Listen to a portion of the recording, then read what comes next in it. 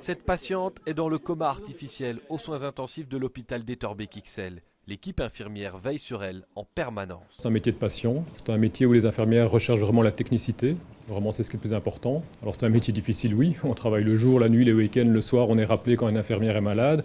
C'est pas comme quelqu'un qui travaille dans un bureau où il laisse sa pile de travail sur le côté, il revient le lundi. Non, nous les patients sont là, on doit s'en occuper les 24 heures sur 24. Une pression de tous les instants pour un salaire de base à 1 500 € net.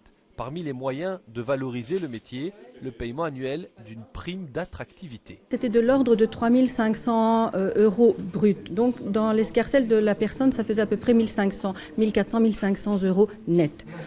Ça fait du bien de le recevoir en poche. Et donc si on ne le reçoit plus, c'est moche. Et les infirmières s'inquiètent. La ministre de la Santé aurait gelé le fonds. La prime sera-t-elle versée en 2016 ? Leur demande de rencontre avec Maggie De Block reste à ce jour sans réponse. C'est ce que nous déplorons en fait. Nous aimerions bien la rencontrer notre ministre de la Santé publique, mais c'est très difficile d'obtenir un rendez-vous.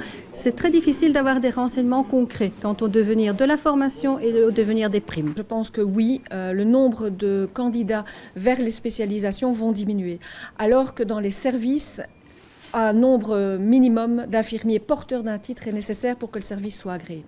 Cette économie concernerait tous les infirmiers porteurs d'un titre ou d'une qualification en soins intensifs, oncologie, gériatrie et néonatalité, 15 000 personnes au total.